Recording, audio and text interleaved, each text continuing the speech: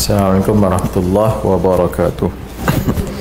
Alhamdulillah nahmaduhu wa nasta'inuhu wa nastahdihi wa nastaghfiruh wa na'udzu billahi min shururi anfusina wa min sayyiati a'malina. Man yahdihillahu fala mudilla lahu wa man yudlil fala hadiya lahu. Asyhadu an la ilaha illallah wahdahu la syarika lahu wa asyhadu anna Muhammadan 'abduhu wa rasuluh. يا أيها الذين آمنوا اتقوا الله حق تقاته ولا تموتن إلا وأنتم مسلمون أما بعد فإن أصدق الحديث كتاب الله وخير الهدي هدي محمد صلى الله عليه وآله وسلم وشر الأمور محدثاتها وكل محدثة بدعة وكل بدعة ضلالة وكل ضلالة في النار أو كما قال صلى الله عليه وآله وسلم. Al-Kabiratu Thalithatu wa Thalathun, dosa besar yang ke-33. Ar-riya'u wa huwa minan nifaq. Ar-riya' itu riya', wa huwa minan nifaq, dan ia adalah daripada an-nifaq. An-nifaq maksudnya munafik lah. Ar-riya' melakukan sesuatu dan diperlihatkan kepada orang ataupun dibuat sesuatu untuk orang lihat. Kalau dipanggil sum'ah, buat sesuatu untuk dan diperdengarkan kepada orang, itu sum'ah. Riya was sum'ah. Riya buat sesuatu nak orang tengok, sum'ah buat sesuatu kemudian dicerita ke orang supaya orang dengar. Riya, dia kata wa huwa minan nifaq, dan riya itu adalah salah satu daripada ciri-ciri munafik. An-nifaq, munafik, menyembunyikan, asalnya menyembunyikan keimanan dan menyembunyikan kekufuran dan menzahirkan keimanan.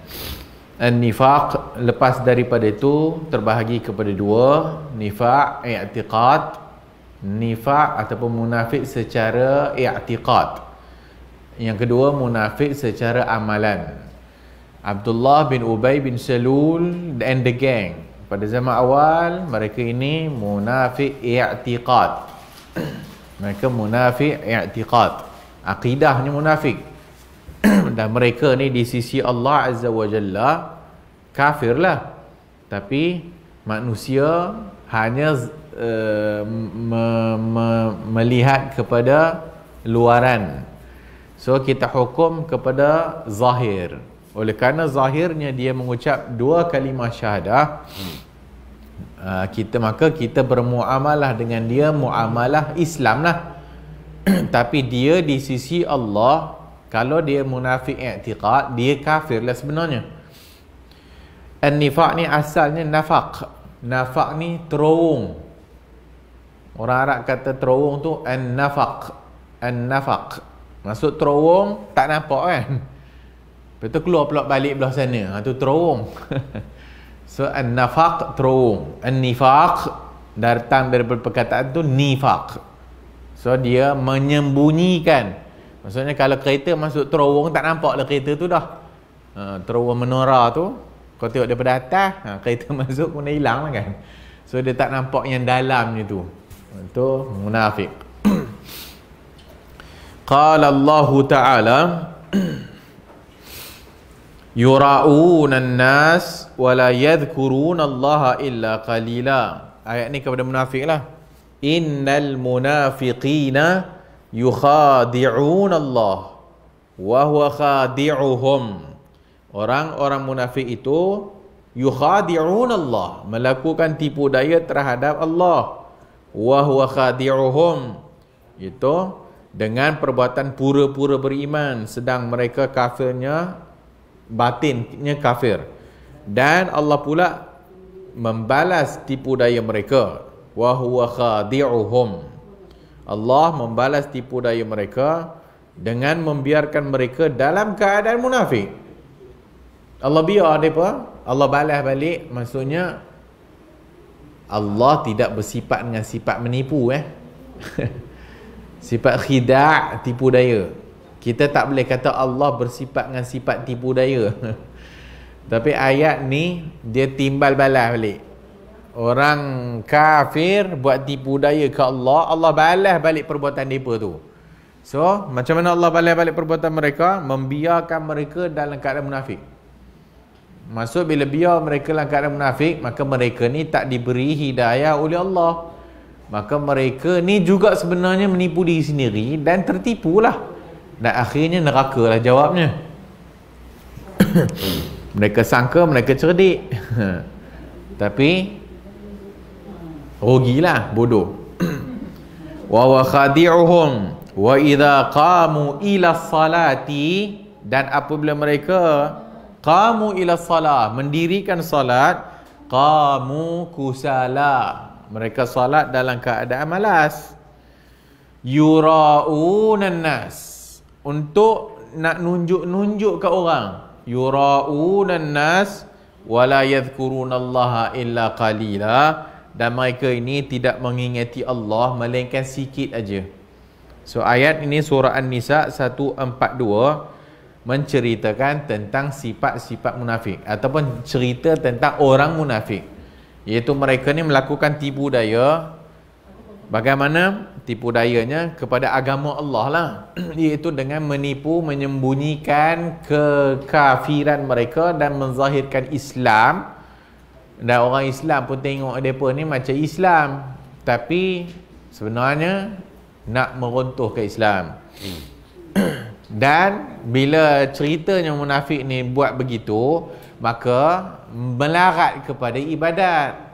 Oleh kerana dah dalam jantung hati mereka tu nifaq, maka dah tentulah ibadat luaran nipu ajalah. Dan bila dia salat dan sebagainya, yura'unan nas, supaya orang tengok mereka ni orang Islam lah, supaya orang tengok mereka ni salat. Tapi sebenarnya nak nipu aja orang Islam, supaya orang Islam rasa mereka tu Islam lah. Dan munafik-munafik ni masuk perang, kemudian join mula-mula perang, kemudian membisikkan kepada tentera Islam, jom kita patah balik dalam perjalanan. Semuanya adalah kerana sebenarnya mereka ni bukan Islam, mereka nak menghancurkan Islam. So munafik i'tiqad lagi teruk lah, boleh menyebabkan murtad lah ataupun kafir, sebab mereka ni tak beriman. Tapi berikutnya ada munafik amalan. Munafik amalan dalam hadis-hadis yang akan datang lah. So dia cakap dia bohong, dia berjanji dia mungkiri, itu dia masih di Islam dan dia mengucap dua kalimah syahadah, dan dia tu memang dia tak kata dia kafir, dan dia tahu agama kafir merepek, tapi dia munafik secara amalan, iaitu sifat itu sifat munafik. Itu cakap suka bohong, khianat dan sebagainya. Itu sifat munafik. So munafik itu munafik amali. So dia tidak kafir, tapi dia berdosa kerana bohong, dia berdosa kerana khianat, dia berdosa kerana macam-macam lah. Qala ta'ala kalladhi yunfiqu malahu ria'an nas. Ayat kedua Al-Baqarah 264 sama. Yang tadi menceritakan amalan, solat, puasa, apa-apalah. Yang ni harta. Kallazi seumpama yunfiqu malahu, menginfakkan harta benda mereka ni, ria'an nas, supaya orang nampak. Dia bukan nak bagi duit itu kerana ikhlas tolong, tapi kerana nak something. Kan? I bagi duit ni, you kenalah sebut-sebut nama I. I bagi sumbangan ni, jangan lupa sebutkan nama saya. Macam itulah. Dia nak, dengan dia bagi benda tu supaya orang nampak dialah penyumbang terbesar. Orang nampak dia lah apa orang kata? Dermawan. So ini adalah riya. Dia buat sesuatu nak tunjuk-tunjuk ke orang. Pada asasnya ibadat kepada Allah Ta'ala memerlukan ikhlas. Ibadat kepada Allah memerlukan ikhlas. Apa maksud ikhlas? Tak syirik.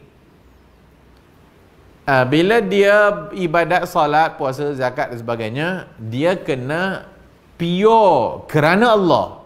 Kalau dia tunjukkan orang, jadi syirik. Ataupun kerana orang. Maka bila dia solat, orang datang tengok dia. Oh, khusyuk benar. Kan? Supaya orang nampak dia khusyuk, maka dia bukan solat kerana Allah tak. Maka dia solat kerana orang nampak lah. Untuk orang tengok. Maka dia infak dan bagi zakat lah, bagi ni dan sebagainya, bubuh lah macam besar-besar, lepas tu bubuh pula gambar dia macam tu kan. Umpamanya, contoh kan. Supaya orang nampak dia. Maka dia infak tu kerana Allah ke ataupun kerana nakkan nama dia naik lah. So ayat Quran ni jelaslah. Berikutnya, wa qala an-nabiy sallallahu alaihi wasallam awwalun nas yuqda alaihi yaumal qiyamah.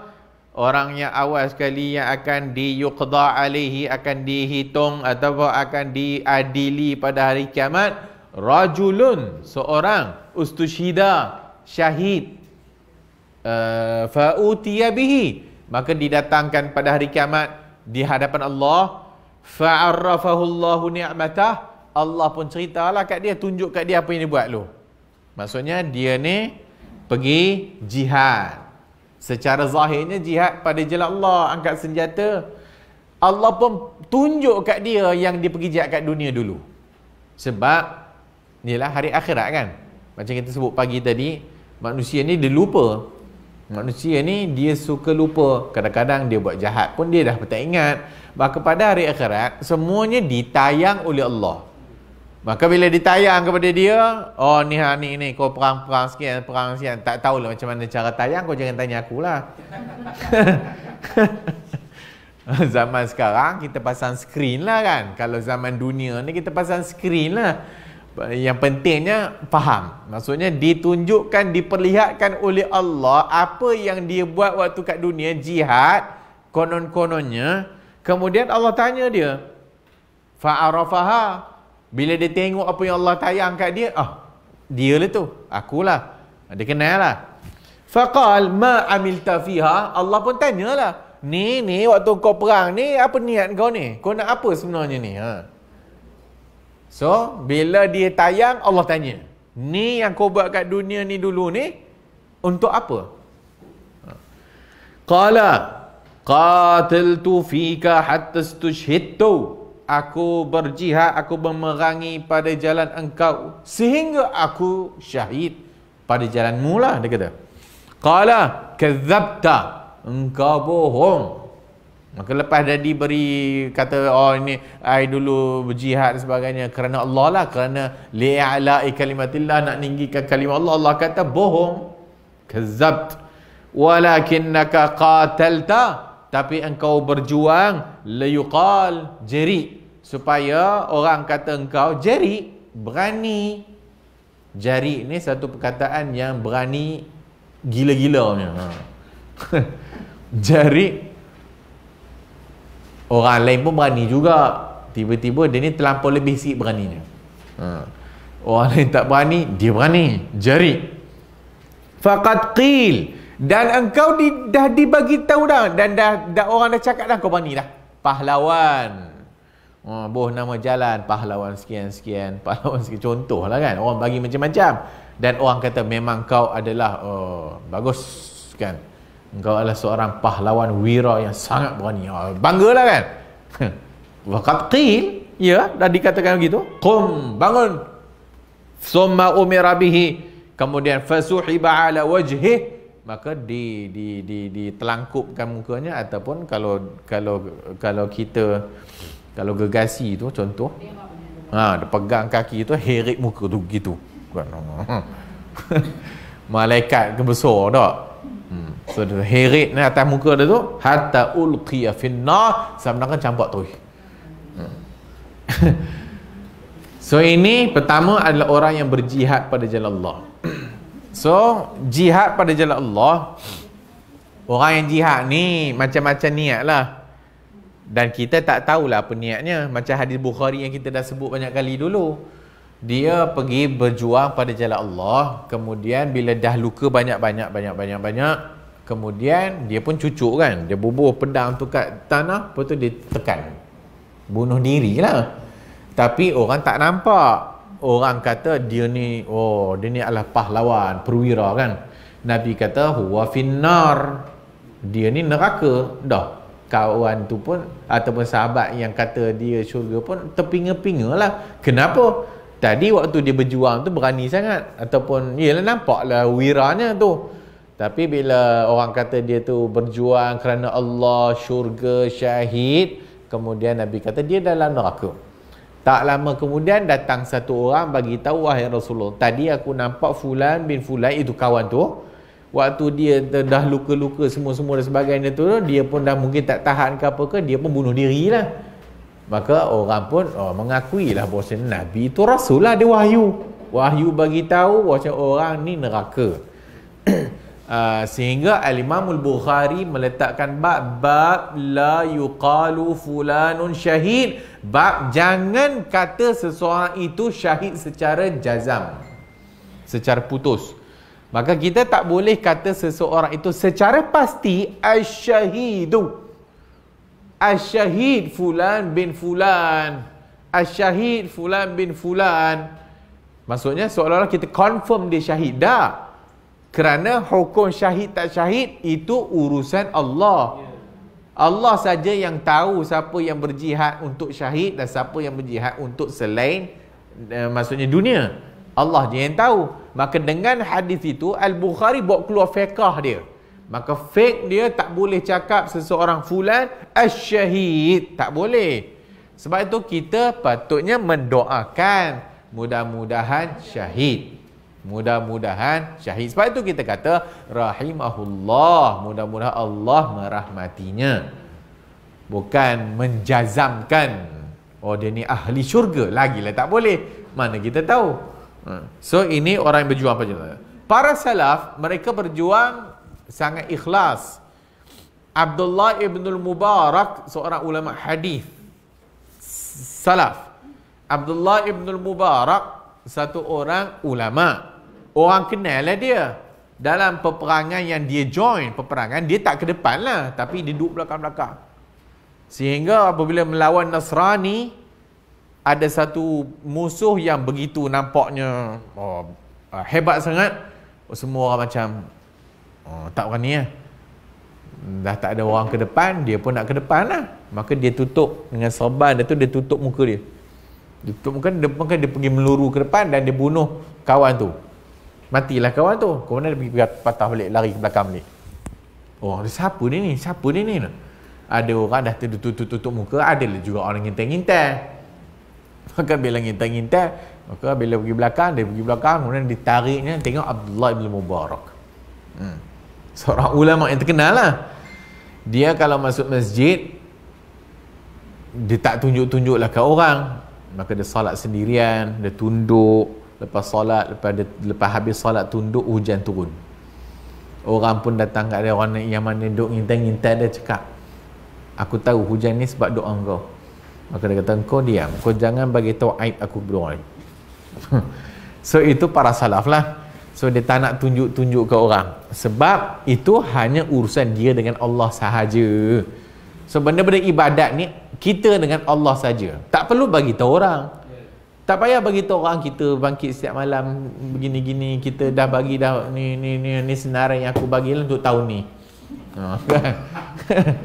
So tak perlu pun bagi tahu. Yang kalau sedekah derma yang ditunjukkan ada juga boleh, tak salah. Ada juga boleh. Apa maksud tu? Tak, ada ayat yang cakap sedekah terang-terangan, sembunyi. Sebahagian orang buat demikian. Tapi kita tidak judge niat dia. Kita tidak judge niat dia. Kalau dia ikhlas, mudah-mudahan okey lah. Kalau dia ada niat sebaliknya, itu urusan dia dengan Allah lah. Tapi kita tak kata secara jazam orang yang memberi nama dan sebagainya itu nak nunjuk-nunjuk dah. Tapi kita buat contoh biasa, kalau sekiranya buat demikian dan dia berniat untuk menunjuk yang dialah yang bagi.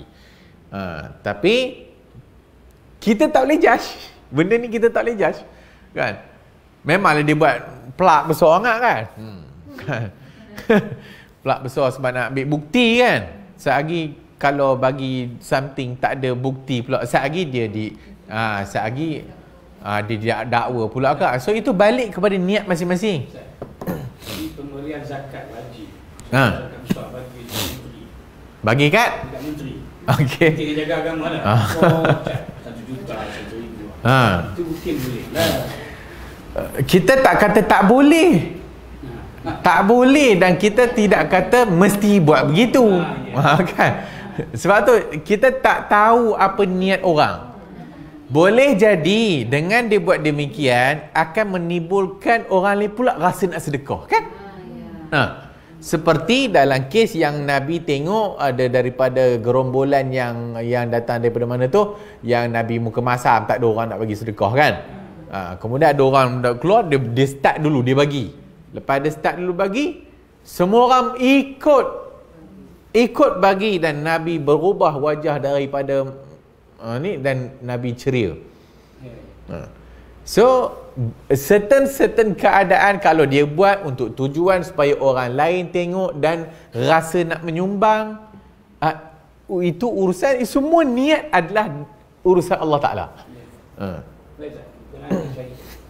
Ramai di kalangan kita statistika dulu matinya Hasan Banna, Syed Qutb atau seumpamanya, bermula dengan Al-Syahid Hasan Banna. Mana buku-buku Syed Qutb, Al-Syahid Syed Qutb, termasuk yang terkini, tapi cerita tu dah lama lah. Indonesia ni pernah berlaku. Ibrahim Libya, Al-Syahid. So itu yang tak sepatutnya. Sebab kita menjazamkan seolah-olahnya kitalah yang menganugerahkan kepadanya syahid. Siapa kita? Siapa kita yang nak menganugerahkan dia Asy-Syahid? So Asy-Syahid, dan Asy-Syahid yang memberi gelaran kepada dia tu siapa yang bagi? Bukan ulama, bukan orang alim.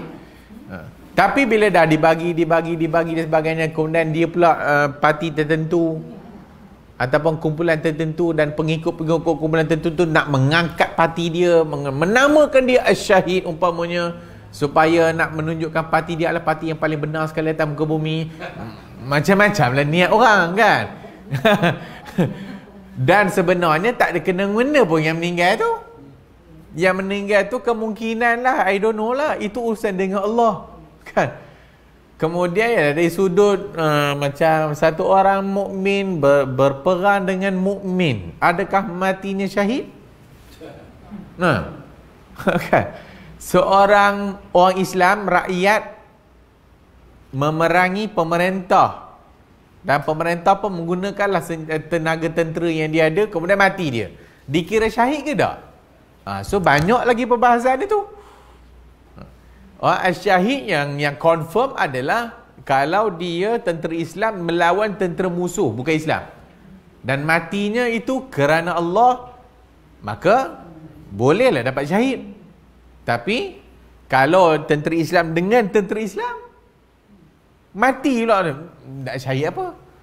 Melainkan dia syahid dalam erti kata syahid mempertahankan dirilah. Dia bukan syahid dunia, dia syahid akhirat lah. Kita kata syahid sebab mempertahankan diri, mempertahankan maruah, kan tu syahid. So dia bukan syahid yang matinya tak perlu dimandi dan tak perlu dikafan. Dia perlu dimandi dan dia perlu dikafan. Tapi wallahu a'lam. Seperti contoh perang Siffin. Perang Siffin yang terjadi di antara zaman awal sahabat dulu, perang Jamal. Mana ada orang kata ni syahid, itu syahid, ni syahid, itu syahid. Dan tak ada pula mereka berniat nak syahid dengan memerangi antara satu sama lain. Kan? Sebab orang Islam dengan orang Islam. Kerana orang Islam dengan orang Islam boleh jadi al-qatilu wal-maqtulu finnar. Boleh jadi yang bunuh dan yang dibunuh dalam neraka. Kan? Seperti hadis tu, al-qatilu wal-maqtulu finnar. Kenapa al-qatilu wal-maqtul? Kalau yang dibunuh tu masuk yang dibunuh tu kalau yang membunuh tu neraka, kami faham dah wahai Rasul, tapi kenapa yang dibunuh pun neraka? Atau dah kalau B tu tak mati, A mati. Dah kalau A tak mati, B mati. Sama-sama niat nak membunuh saudara Islam dia satu sama lain. Maka hukumnya mana boleh syahid? Hukumnya berdosa lah bunuh orang Islam. Mana boleh? Pemerintah yang menggerakkan tentera untuk memerangi burat. Burat ni apa Melayu ni? Penderhaka. Ataupun orang yang memberontak, angkat senjata memerangi pemerintah Islam. Dan depa ni grup Islam. Wa in ta'ifatani iqtatalu, kalau dua kumpulan Islam iqtatalu berperang, kan? Iqtatalu macam mana ayat tu?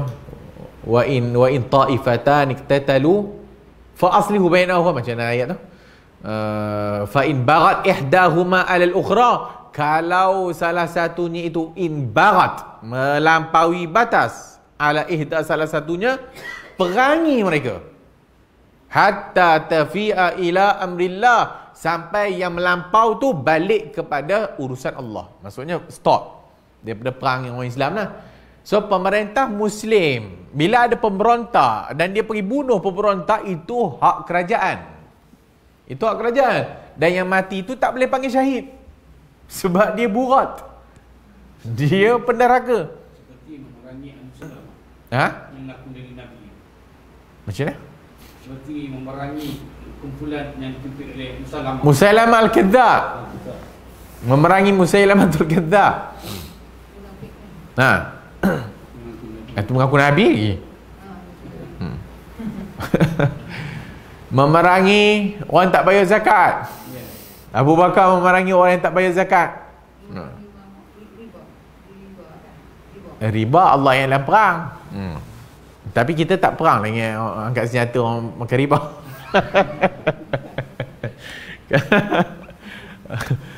Okey, itu bab jihad. Berikutnya, wa rajulun ta'allama al-ilma wa 'allamah, seorang yang mengaji ilmu, wa 'allamahu, dan mengajarkannya, wa qara al-Quran, dan membaca Al-Quran, fa utiya bihi, didatangkan pula pada hari kiamat, fa arrafahu Allahu ni'amahu, Allah pun tunjuklah nikmat yang diberikan kepadanya, pandai dapat ilmu, pandai baca Quran, fa arafaha, dan dia pun tahu. Qala fama amilta fiha, apa yang kau buat ni? Qala ta'allamtul ilma wa 'allamtuhu, aku mengaji ilmu dan aku mengajarkan ilmu. Wa qara'tu fikal Quran, dan aku membaca fikal Quran, Al-Quran, dan aku mengajar Al-Quran, dan sebagainya. Qala kadzabt, kau bohong.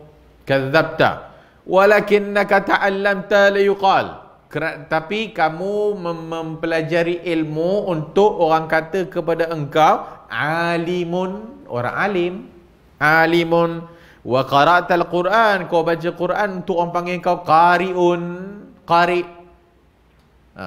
So ini orang yang mengaji ilmu pula. So mengaji ilmu, dia mengaji ilmu, dia kata ke Allah, aku mengaji ilmu kerana-Mu, dan aku mengajarkannya pula kepada orang lain kerana-Mu. Aku belajar Quran, aku mengajarkan Quran. Allah kata bohong aja. Engkau mengaji ilmu supaya orang kata engkau alim, kau ulama besar. Kan? Alim, oh dia ni. Nampak orang panggil aku ulama besar. Kibar. Ngaji ilmu supaya orang kata dia alim, ulama. Qari', seorang guru pakar Al-Quran. Macam-macam lah. Tok guru. Wa qara'atul Quran wa liqal qari' faqad qil, dan orang pun dah panggil dah. Orang panggil kau alim, orang panggil kau ulama, dan sebagainya. Summa umira bihi, kemudian sama macam orang pertama, diheret dan dicampak dalam neraka. Mengaji ilmu, nanti akan datang lagi bab ada ngaji at-ta'allumu lid-dunya, dosa besar yang ke-35 nanti. Mengaji ilmu kerana urusan dunia ataupun nak dunia, dan menyembunyikan ilmu. So mengaji ilmu ni, Imam Ahmad kata, apa niat ngaji ilmu? Niat ngaji ilmu kerana Allah. Yang kedua, untuk hilangkan kejahilan kita. Yang ketiga, untuk hilangkan kejahilan dalam masyarakat. Itu tujuan menuntut ilmu. Dan bukan untuk menayang-nayang dan untuk men-challenge para ulama. Dia menuntut ilmu supaya dia ada ilmu dan dia boleh lawan dan debat pula dengan ulama tempat dia. Dan dia menuntut ilmu supaya dia tunjukkan orang bodoh dia tu alim. So ini semua tidak kerana Allah. So Allah campakkan dia dalam neraka juga. Wa rajulun wassa'allahu alaihi wa a'tah, dan seorang yang Allah luaskan rezekinya, wa a'tahu min asnafil mal, dan Allah bagi dia macam-macam harta. Fa utiya bihi, didatangkan pada hari kiamat, fa arrafahu ni'amah, dan ditunjukkan fa arafaha, faqal ma amilta fiha, engkau buat apa pula ni? Qala ma taraktu min sabilin tuhibbu an yunfiqa fihi illa anfaqtu fihi lak. Tak ada jalan yang aku lalui melainkan semuanya aku infak kerana-Mu, wahai Allah. Kadzab, bohong. Qal, bohong. Walakinnaka fa'alta liyuqal, tetapi engkau buat demikian supaya engkau dinakkan orang kata engkau jawad, sangat pemurah. Jawad. Faqad qil, dan orang pun dah kata engkau ni lah orang paling pemurah atas muka bumi ni.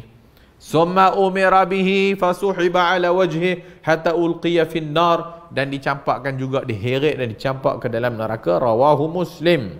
So 3 kategori yang disebutkan di atas: orang yang jihad, orang yang menuntut ilmu, dan orang yang dibagi harta.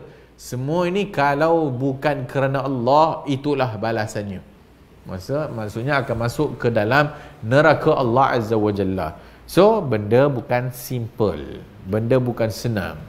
So hidup atas muka bumi tak payahlah nakkan wujuhan nas, tak payah nak muka-muka orang, tak payah nak orang tengok kat kita, tetapi ambil perhatian supaya tunjuk ke Allah, bukan ke orang. Tunjuk ke Allah. Kalau tunjuk ke Allah, okey. Sebab memang nak kena tunjuk ke Allah pun. Sebab tu tak payah tunjuk ke orang. Orang nak tahu, aku buat apa, aku beritahu kau. Bukan aku dapat apa, bukan kau nak bagi pahala kat aku. Yang nak bagi pahala Allah. Yang nak aku nuntut ni syurga milik Allah. Maka kalau aku solat pun dan ibadat dan sebagainya, aku nuntut ilmu dan sebagainya, harta benda-benda ni semua, yang akan bagi pahala adalah Allah. Dan semua perintah-perintah ni Allah dah sebut dan Nabi dah sebut. Maka aku tidak perlukan kepada manusia. Aku tak perlu orang nak puji aku dan sebagainya. Hak tu yang kita ulang banyak kali. Zuhud. Apa makna zuhud? Zuhud, orang yang dalam jiwanya itu hanya Allah. Itu orang zuhud. Apa yang dia harap pada tangan Allah lebih daripada apa yang dia nak harap pada orang. Sebab dia tahu yang akan bagi dia adalah yang maha kaya. Yang nak pergi minta orang miskin, kenapa? Manusia kaya tara mana pun miskin. Manusia kaya tahap mana pun dia miskin. Sebab tu minta dekat orang kaya 5 kali. Cuba try. Kan? Apa orang kaya tu kan kata?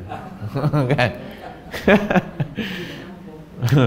Hari ni minta, esok minta, dah 3 kali minta, okey lagi. Kali keempat pula muka yang sama, kali kelima muka yang sama. Asyik dia je sudahnya. Tengok kali yang ketujuh datang rumah, pintu tak buka lah. Sebab manusia kan, manusia kedekut. Kenapa manusia kedekut? Sebab dia rasa orang minta, habis hartaku. Asyik aku je, tak ada orang kaya lain-lain ke?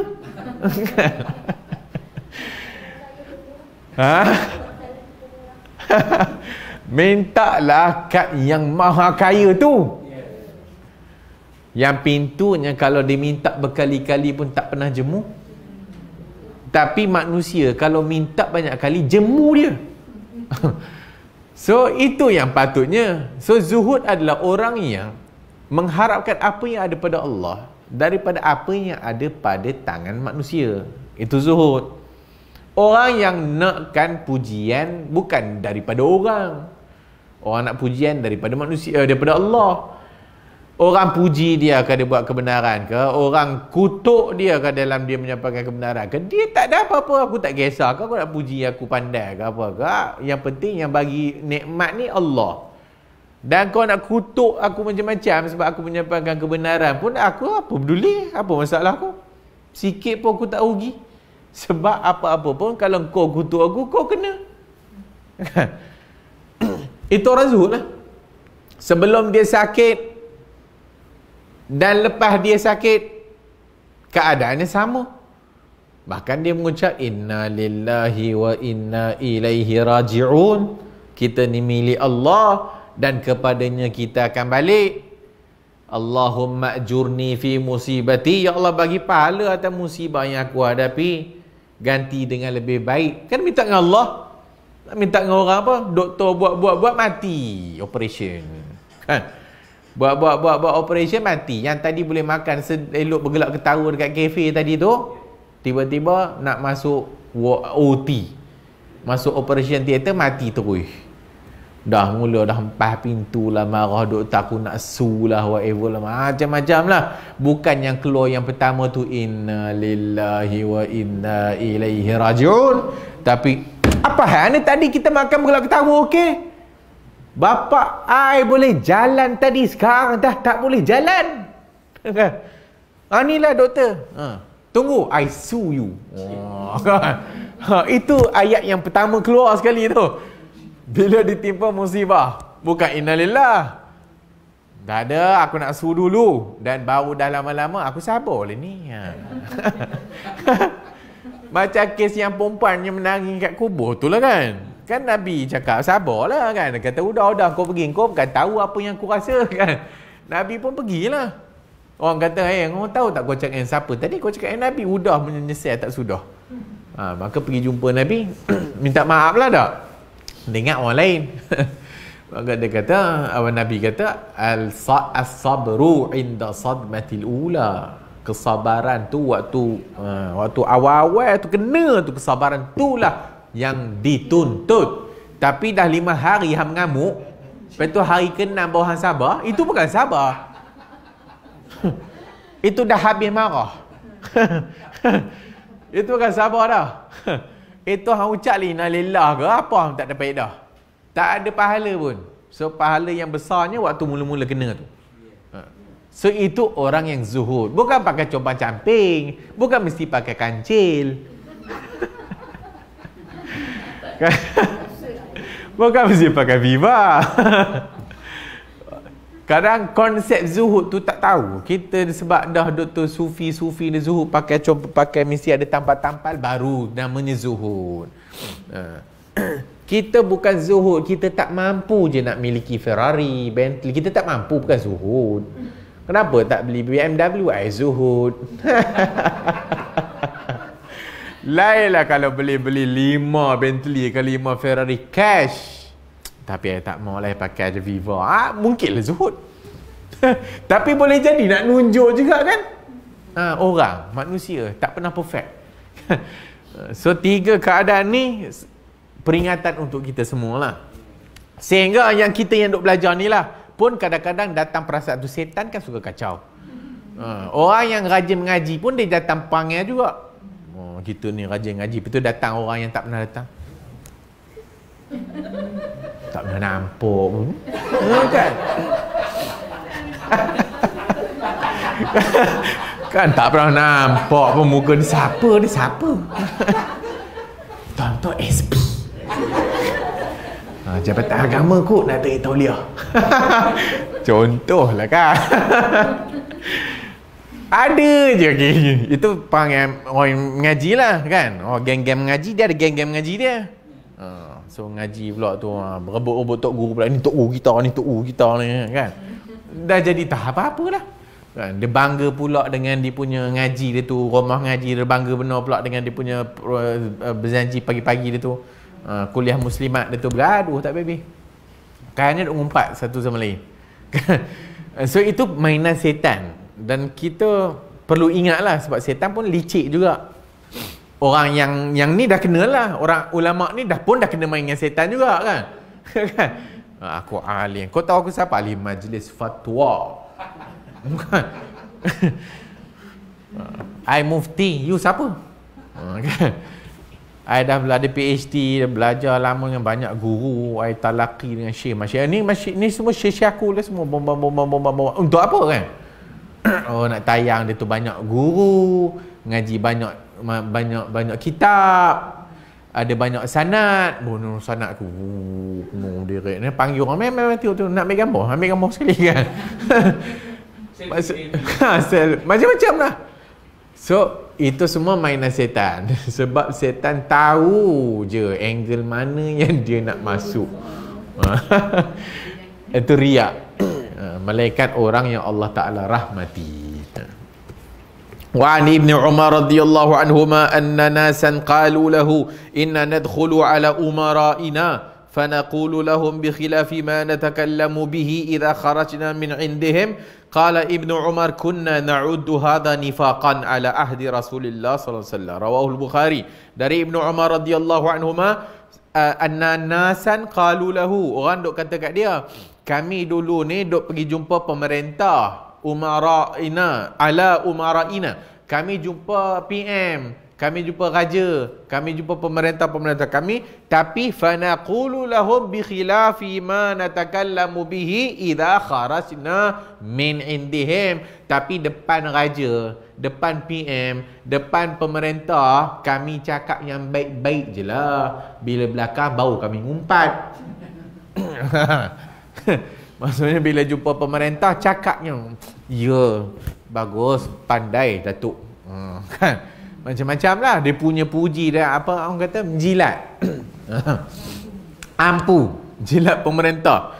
Kata Ibnu Umar, kami mengira itu munafik punya perangai lah. Maksudnya apa? Maksudnya, kenapa dia buat demikian? Kerana nak habuan lah. Kalau dia tak nak habuan, apa perlu dia buat begitu? Maksudnya, kalau pergi, kalau benda yang perlu hang cakap je lah. Ni tak betul ni Datuk. Ini perangai ni tak betul ni. Cakaplah betul-betul kan. Sebab kita tak ada apa-apa kepentingan. Masuk cakaplah apa-apa yang betul. Ini tak betul, ini dan sebagainya. Baru semalam tengok cerita apa tak? Cerita Turki pun. Bersiri-siri pula kena tengok. Tentang apa tah, raja punya ni lah, duk berebut tahta dan sebagainya. Sultan ni Turki lah, Sultan Uthmaniyah kan, dalam cerita tu lah kan.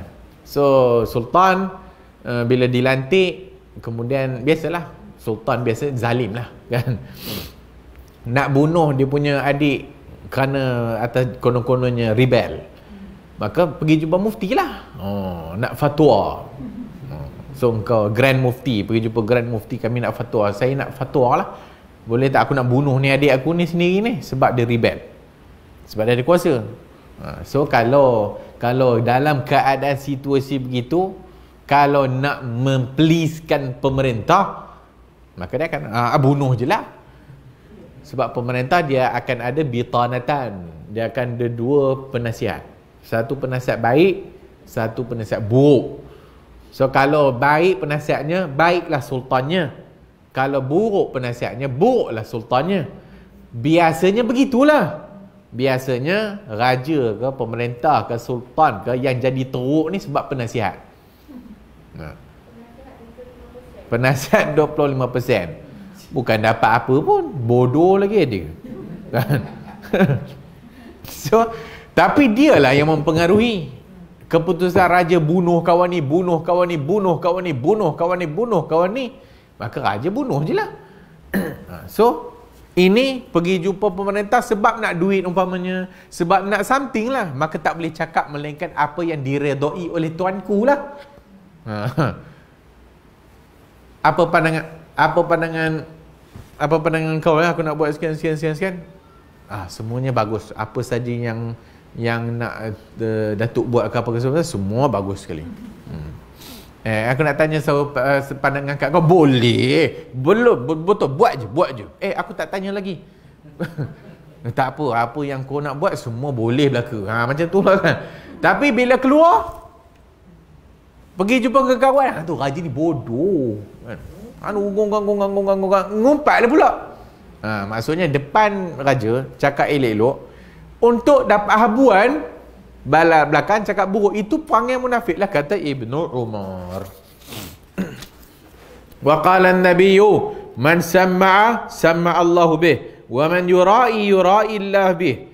Siapa yang sam'a buat sesuatu nak orang dengar. Maksudnya ni I dah derma sekian-sekian ni, tolong bagi tahu lah, bagi tahu semua orang lah. Tahu ni aku derma ni. Bagi tahu semua WhatsApp semua penuh, dapat derma. Supaya sampai pula WhatsApp kat dia juga, sampai juga, oh terima kasih Datuk, supaya tu sam'a. Itu kata nama tadi, apa nama, apa, sum'ah. So dia buat nak orang cakap. So bila cakap, dia dengar lah orang duk puji dia dan sebagainya. Siapa yang buat demikian, sam'allahu bih, Allah akan pendengarkan keaiban dia pada hari akhirat pula. Dan siapa yang melihat-lihat, menunjuk-nunjuk, Allah akan tunjukkan keaiban dia pada hari akhirat pula. Wa an Mu'az radhiyallahu anhu anin Nabi sallallahu alaihi wasallam qala al-yasiru min ar-riya' syirkun sahahahu al-hakim. Sedikit daripada riya' syirik. Sedikit daripada riya' syirik. Riya' syirkun asghar ataupun syirkun khafi. Syirik kecil, syirik yang tersembunyi, riya'. Kenapa? Sebab tadi itulah, dia buat bukan kerana Allah, dia buat kerana orang. Dia buat supaya orang ni nampak, maka dah tak kerana Allah. Sebab tu riak tu namanya syirik. Sebab tu riak namanya syirik. Sebab dia buat sesuatu, takkan buat benda bodoh kan? Buat benda bodoh orang tak nak tahu kan? Buat benda-benda yang bagus lah. So bila buat benda-benda bagus, orang cakap, orang tengok, maka ini namanya syirik. Syirik. Syirik khafi boleh masuk syirik kecil atau syirik khafi, kadang tersembunyi pun.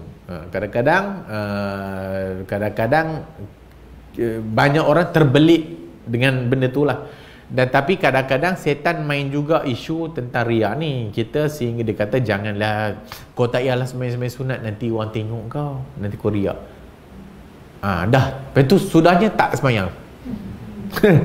Itu lain pula jadinya. Itu riak. Itulah riak. Takut daripada tak nak buat amalan. Maksud amalan ni sunnah lah ya. Tak nak buat amalan yang betul, yang Nabi ajar, yang sunnah, kerana konon-konon takut riak. Itulah riak. So dia tak nak solat sunat sebab nanti orang kata riak, kan, hanya malas. Tu lain kan. Tak payahlah nanti orang tengok kan, nanti orang kata kita bagus sangat pula kan. Kadang-kadang buat lawak kan. So itu kadang mainan setan. So macam kita sebut tadi, setan cerdik, semua dia masuk, sehingga orang yang nak lari daripada riak pun riak juga. Tu setan punya mainan. Habis sebab tu. Ada apa nak tanya riak?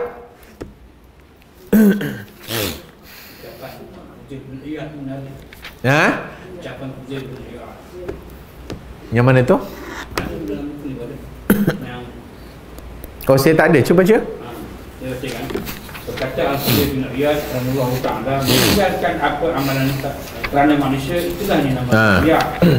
Dan membuat amalan kerana manusia pula syirik. Sedangkan amalan yang ikhlas, bila Allah dapat melepaskan yang dari kedua-dua yang di atas. Itu sebenarnya. So itu ikhlas. Buat kerana orang syirik. Macam tadi, meninggalkan sesuatu kerana takut, meninggalkan amalan kerana takut, kerana manusia, riak. Meninggalkan amalan kerana manusia, riak. Dan membuat amalan kerana manusia, syirik. Kadang-kadang kita baru belajar dan sebagainya, kita orang kan, kita manusia kan. So kadang-kadang baru-baru nak berjinak dengan amalan-amalan sunat, kadang-kadang timbul juga benda tu. Tapi kadang-kadang itu adalah mainan setan lah. Just go on, teruskan. So bila dia terus sehingga dia jadi amalan dia, nanti dia akan hilang lah benda tu. Maknanya Ustaz, amalan ikhlas ini menyelamatkan dua perkara. Ikhlas menyelamatkan dua tadi. Riak dengan syirik. Asal ikhlas adalah lawannya riak, syirik. Ikhlas vs syirik.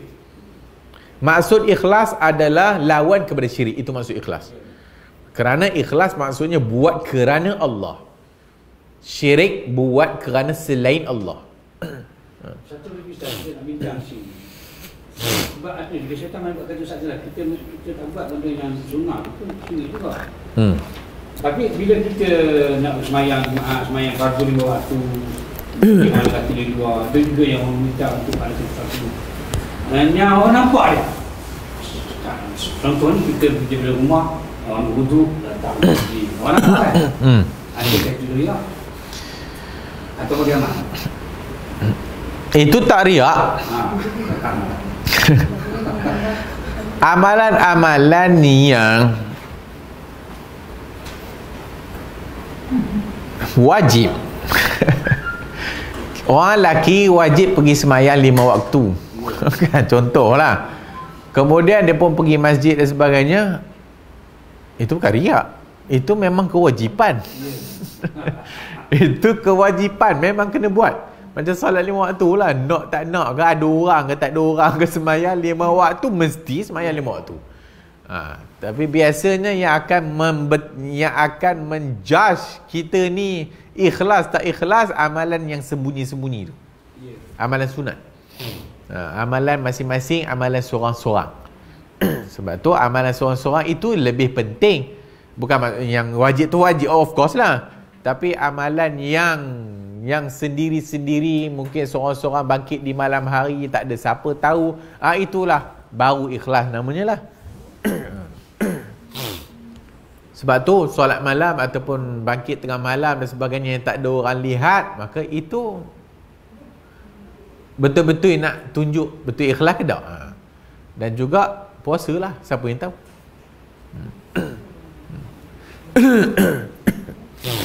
Kalau puasa, tak puasa, dia minum ke dia tak minum, mana orang tahu kan.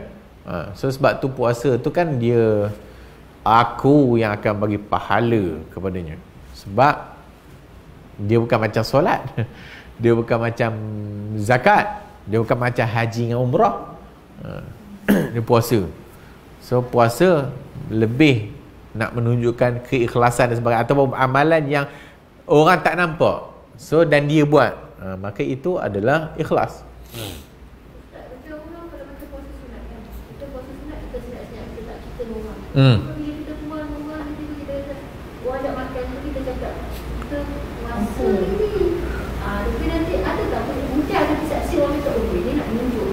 Tak apa, itu persepsi dia, lantak pi dia lah.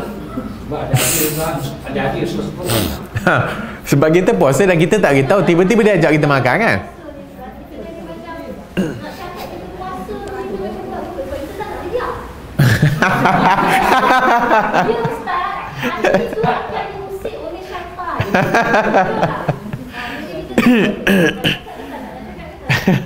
Tapi jawapannya begitu luas sekali. Boleh kata ada hal.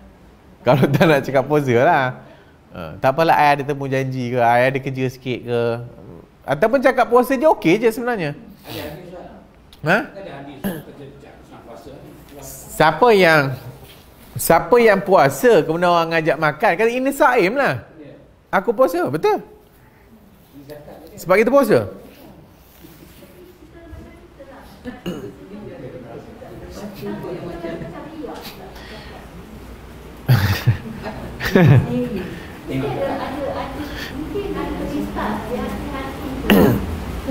Mungkinlah, kita tak nafikan lah.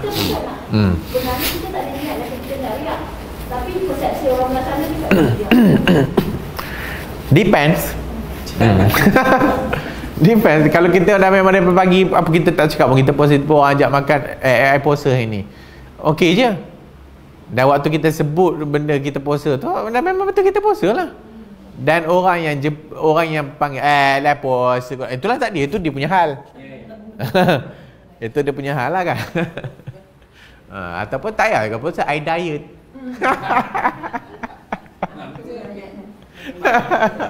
Alasan punya beli lah.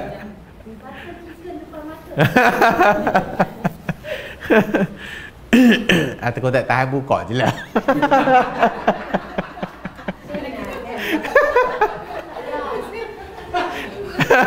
Jangan tengok dengan bisa sedap.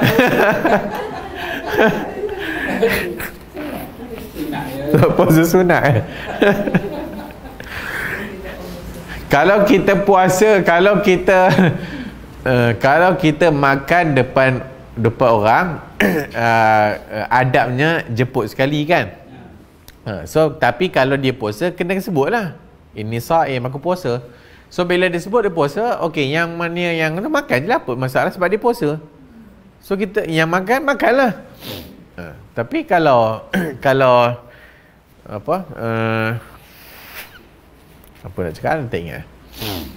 Tapi itulah poinnya. Maksud bila kita kata kita puasa, maksud sebenarnya tak ada apa pun. Dan dia pun bila dah tahu kita puasa, dia tak payahlah ajak dah. Tapi kalau kita tak puasa, dia pun tak pelawa kita, memang tak ada adab lah.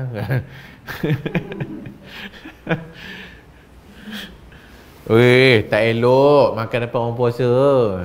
Tu kita tak elok makan depan orang puasa. Kenapa tak elok? Kau dah tak tahan, buka je lah. Bukan tak elok. Kita lah, itu pada persepsi kita. Tak elok sebab dia puasa, makan depan puasa, nanti terliur. Dah dia memang puasa, nak macam mana? Memang puasa, memang terliur lah pun. Dah puasa. Mana ada orang puasa tengok makanan tak terliur? Itu namanya menahan diri dari makan dan minum. Ada nak tanya? Al-kabiratul rabi'atu wa thalathun al-khiyanah. Bab berikutnya 34 khianat. Al-khiyanah. Qala Allah Ta'ala, la takhunu Allah wa rasula wa takhunu amanatikum wa antum ta'lamun. Jangan kamu mengkhianati Allah dan Rasul. Wa takhunu amanatikum, dan kamu mengkhianati amanah kamu, wa antum ta'lamun, sedang kamu mengetahuinya. Ayat surah An-Nisa, surah Al-Anfal 27.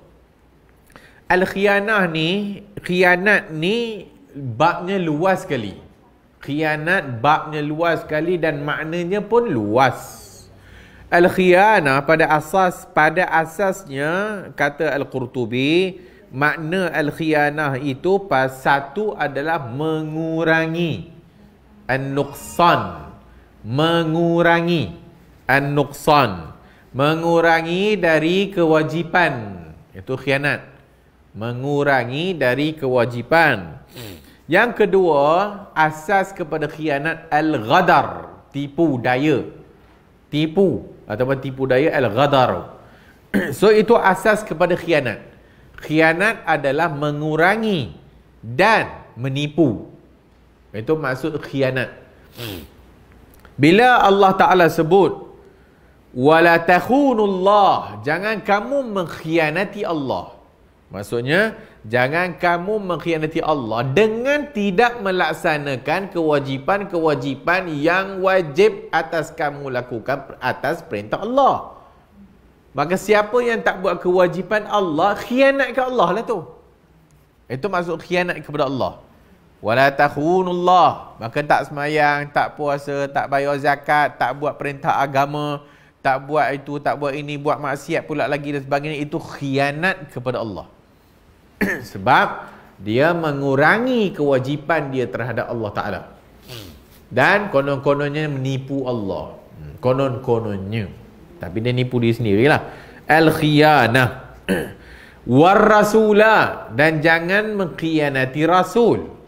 Apa maksud mengkhianati Rasul? Mengkhianati Rasul ialah dengan tidak melaksanakan perintah Rasul, atau mengurang-urangi daripada sunnah Rasul, atau menghina Rasul, atau mencerca, memagi hamun dan whatever semua yang bercanggah dengan Quran Sunnah. Itu khianat kepada Rasul. Itu khianat kepada Rasul. Khianat kepada Allah dan Rasul, tak nak ikut Quran Sunnah, khianat lah tu. tak nak buat kewajipan yang diwajibkan oleh Allah dan Rasul, maka itu adalah khianat kepada Rasulullah, kepada Allah dan Rasulullah. Munafik itu khianat lah. Munafik, maka dia mengkhianati Allah dan Rasul. Itu munafik. Dan juga orang yang buat sesuatu yang bersalahan dengan sunnah, khianat kepada Rasul. Orang yang buat bid'ah adalah pengkhianat kepada Rasul. Kata Malik rahimahullah, Imam Malik rahimahullah, man ibtada'a bid'atan, siapa yang buat suatu bid'ah dalam agama, dalam Islam, faqad za'ama, seolah dan sesungguhnya dia mendakwa Rasulullah mengkhianati risalah. Man ibtada'a bid'ah fil Islam faqad za'ama anna ar-rasula atau anna Muhammada khana ar-risalah. Siapa yang buat bid'ah dalam agama, seolah-olahnya dia mendakwa Nabi mengkhianati risalah. Allah kata kepada Rasul, jangan sampaikan apa yang telah kami sampaikan kepadamu. Kalau Nabi tak sampaikan apa yang Allah sampaikan kepada Rasul dan Nabi ni, maka mengkhianati Allah. Siapa buat bid'ah tadi? Mengkhianati Rasul. Dan seolah-olah mendakwa Nabi khianat kepada risalah. Risalah apa? Risalah Allah lah. Sebab dia mendakwa seolah-olahnya Nabi tak ajar semua sekali. Nabi tak bagi tahu habis, sehingga dia datang untuk melengkapkan agama. Dak khianat tu namanya. Apa salahnya dalam Islam kan ada bid'ah. Bid'ah sana, bid'ah sana, bid'ah sana. Maka orang yang buat bid'ah dan sebagainya, mengkhianati, yang yang mendakwa benda baik dan sebagainya, benda yang tak diajar oleh Nabi itu, dia tak rasa dia tu pengkhianat. Sebab tu bid'ah tu besar dosanya. Sebab tu Malik kata tadi, siapa yang buat bid'ah, dia mendakwa Nabi khianat. So siapa dakwa Nabi khianat, beratlah. So itu maksud mengkhianati Allah dan Rasul.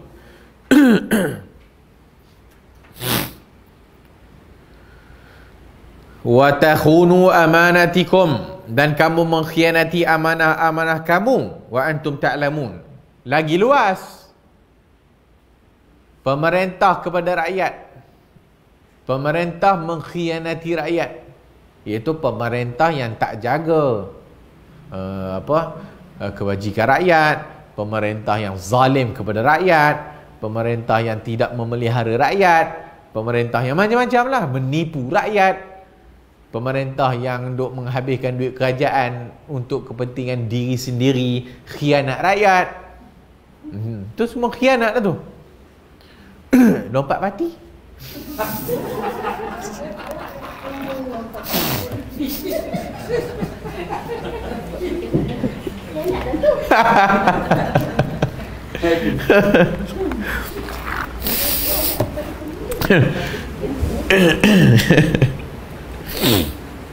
Tak ada moral lah. Rakyat khianat kepada pemerintah. Apa maksud dia? Tak mau dengar cakap pemerintah, degil. Pemerintah kata duduk stay at home.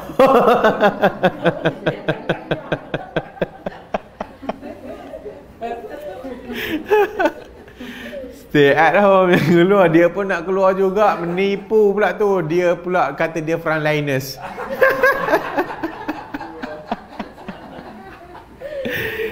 Khianat lah tu.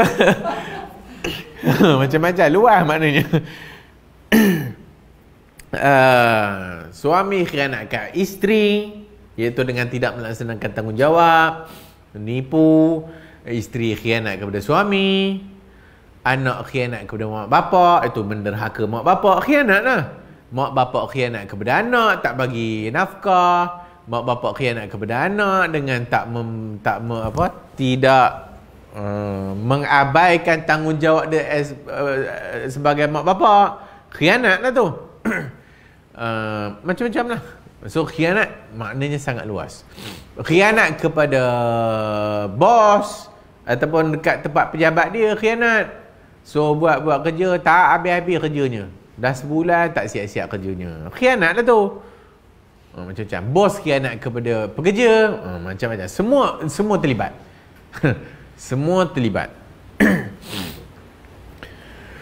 Wa antum ta'lamun, sedangkan kamu mengetahui.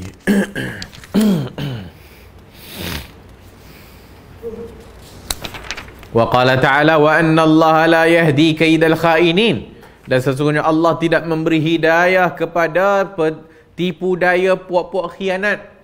Allah tidak memberi tipu daya kepada puak-puak khianat. Siapa tu yang menggoda Nabi Yusuf? Bini raja. Bila ditanya kepada dia, mula-mula tak nak cakap. Tanya pula perempuan-perempuan yang terputung tangan tu. Adakah Yusuf yang mengkhianati hangpa ni? Hasya lillah. Tak mungkin. Tak mungkin lah Yusuf buat panggil macam tu. Kami ni yang dah mengeletar-ngeletar ni sebab handsome benar.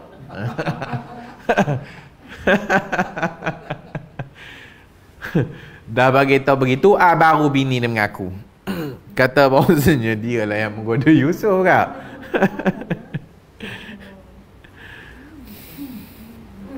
Apa nama?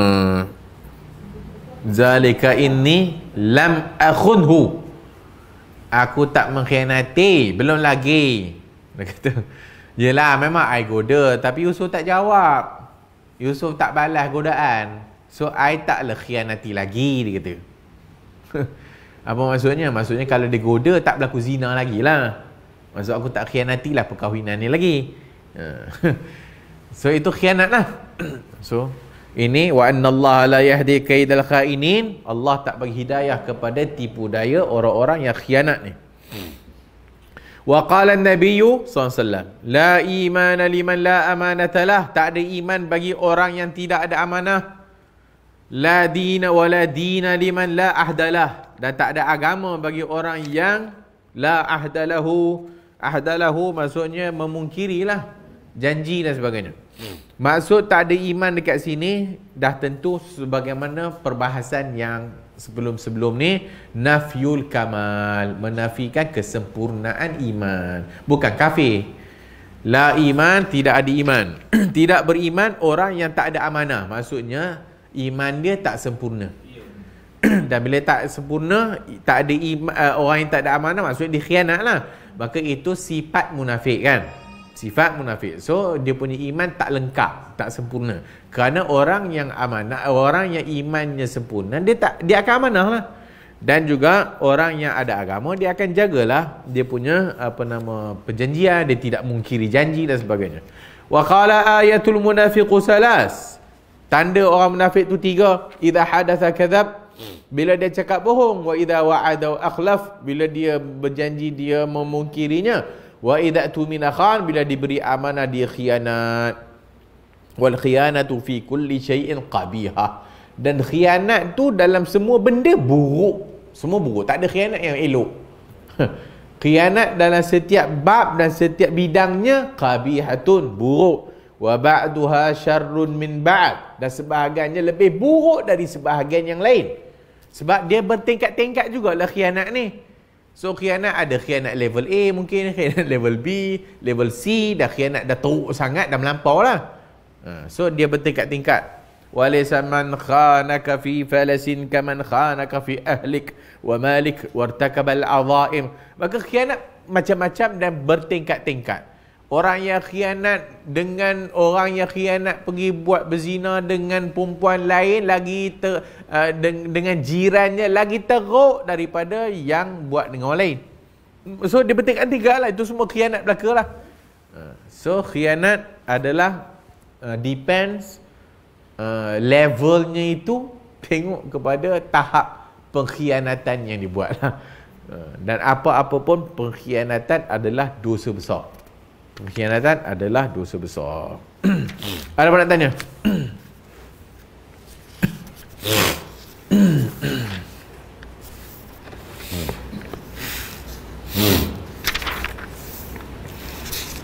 Kita habis berapa?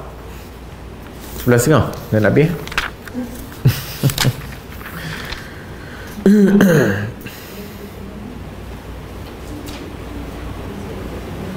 Saya nak kongsi sikit maklumat tentang ucapan Ali bin Abi Talib. Dia kata bagi orang yang mempamerkan riak, dia ada 3 tanda. Yang amaran ni ada 3 tanda, kata Ali bin Abi Talib. Jika bersendirian, dia malas nak beramal. Jika di khalayak ramai, dia tiba-tiba tergas dan dia bergiat dan tergas. Jika dia dikeji, malah dia menambah lagi amalan itu. Jika disela, dikeji, dia akan mengurangkan amalan tersebut. Ini 3 tanda orang yang riak. Betul? Kalau bersendirian, malas sekali lah. Kalau depan orang, apa tu? Ada rajin sikit lah. Kalau dapat pujian, lagi rajin. Kalau kena keji, tak buat terus dah. Lari terus. Itu semua riak lah tu. Tanda-tanda riak.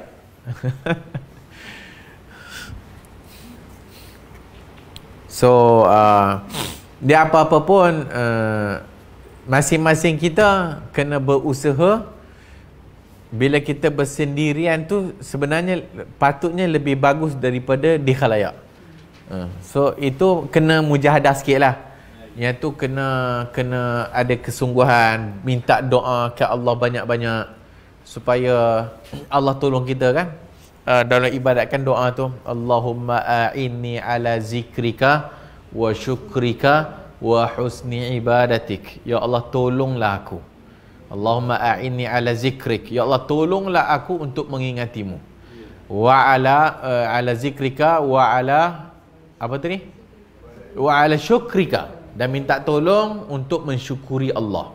Dan minta tolong supaya ibadat kita lebih bagus. Dan lebih bagus tu maksudnya bila kita bersendirian lah.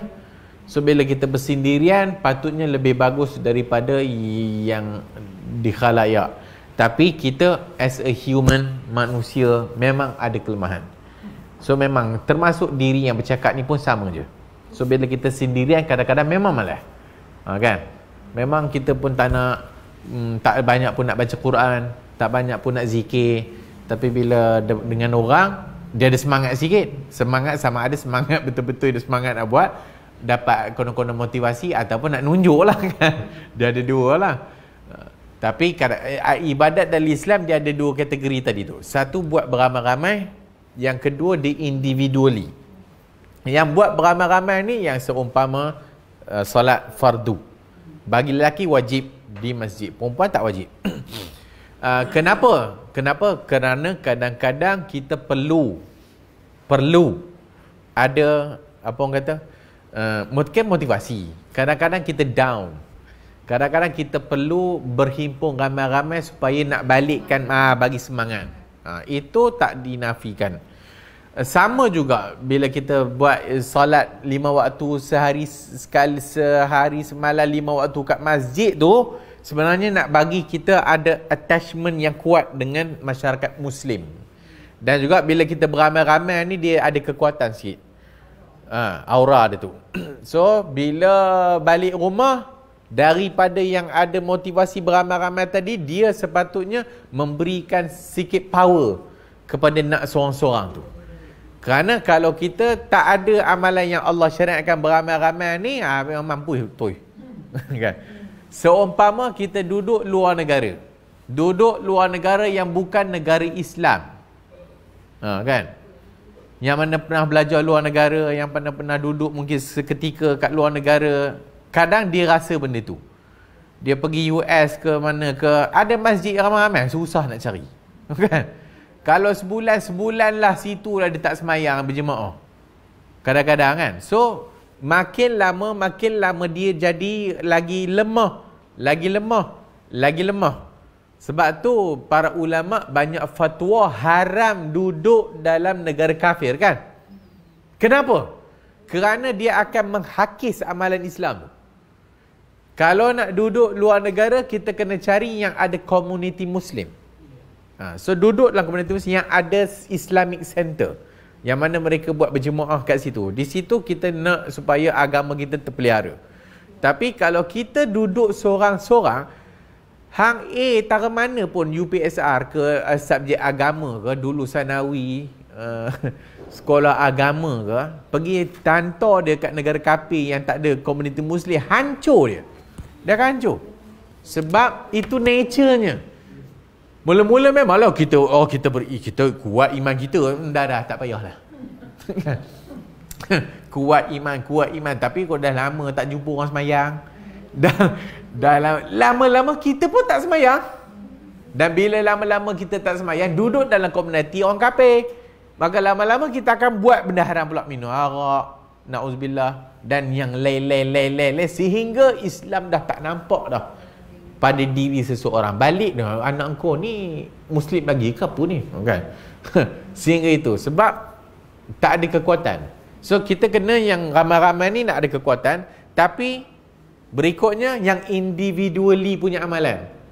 Yang itu bagi kekuatan yang masing-masing lah. So masing-masing kalau dia nak zikir berapa ribu kali ke, terpulang lah. Tak kisahlah.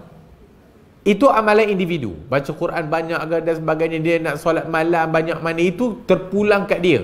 Dan itu dia punya bab lagi luas. Babnya itu lagi luas. Dan itu masing-masing kena minta tolong dengan Allah supaya Allah bantu. Kena minta tolong dengan Allah supaya Allah tolong kita, supaya ingat dia, sama ada kita bersendirian ataupun beramai-ramai, supaya kita ingat Allah Azza wa Jalla. So mudah-mudahan Allah Ta'ala ampuni dosa kita semua. Mudah-mudahan Allah Ta'ala rahmati kita, kasihkan kita ni, dan supaya Allah Ta'ala tolong kita. Ya. Ada satu soalan. Bagaimana kita rakyat melayan kerana kita ataupun pemimpin melayan kerana pemimpin yang melompat dan dikhianat di sana sini, dua-dua belah pihak. Bagaimana kita sebagai seorang rakyat, apa yang patut kita buat? Itu soalan saya, orang lain. Satu bukan ahli politik. Dua, tak ada ahli mana-mana parti. Korang nak lompat ke tak lompat ke, aku peduli apa.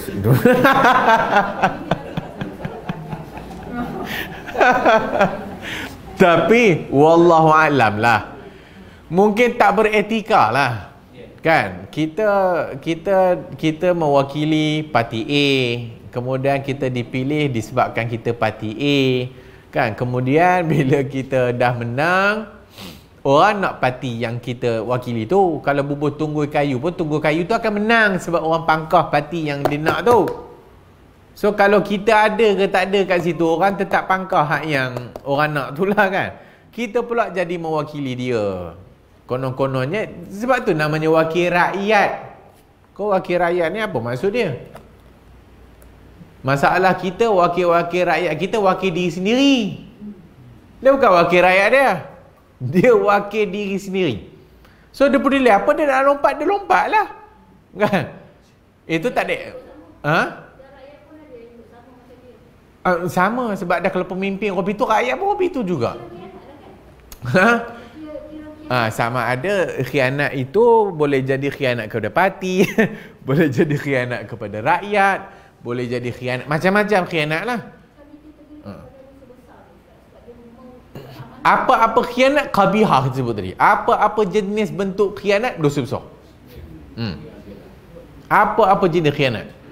So kalau dia attach kepada parti mana-mana pun dia khianat, berdosa jugalah. Bukan tak berdosa. Berdosa.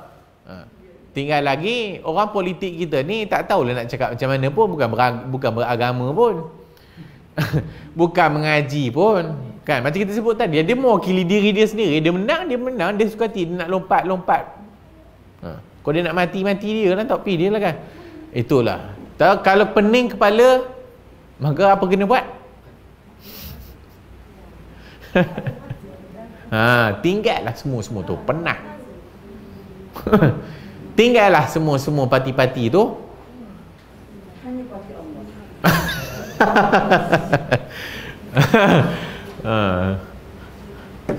Bila time nak pangkah lah suka hati apa kita nak pangkah. Timbang kepada maslahah dan mafsadah, tengok individu. Wallahualam lah, walaupun mungkinlah pandangan ni memang tak betul lah. Mana boleh kita pangkah individu dah. Kalau pangkah disebabkan tengok individu, apa gunanya parti, lantak korang lah kan. Tapi kalau individu tu bagus dan sebagainya, amanah dia bagus, dia buat dan sebagainya, kita pangkah dia, tak kira lah ada parti mana pun kan. Wallahualam lah, tengoklah. Benda ni kena tengok dari semasa ke semasa. Wallahualam. Tak ada jawapan yang spesifik kepada persoalan tu. Ya, ini ada soalan di sini. Ini riwayat Imam Hakim Taburi. Al-Sadrah dikata awalul ma yufa'u minan nas al-amanah. Wal akhiru ma yabqas as-salah wa rabbul musalli ila akhir fi. Pertama-tama yang akan diangkat oleh Allah manusia dari zaman ialah sifat amanah. Sedangkan yang paling akhir yang kekal iaitu as-solat. Tetapi banyak sekali orang yang solat tanpa ada kebaikannya sedikit pun. Kerana Ibn Mas'ud sebut dengan kata-kata dia, ingatlah bahawa solat itu adalah amanah, wuduk itu juga amanah, mandi wajib itu pun amanah, timbang menimbang juga amanah, sukat menyukat juga amanah. Dan yang terberat sekali antara semua itu ialah wadi'ah, iaitu barang titipan orang yang dipercayakan kepada kamu untuk disimpan. Jadi apa pun Ustaz? Awal sekali yang hilang daripada umat ni amanah, betul? Awal sekali yang akan hilang daripada dada-dada orang Islam ni amanah.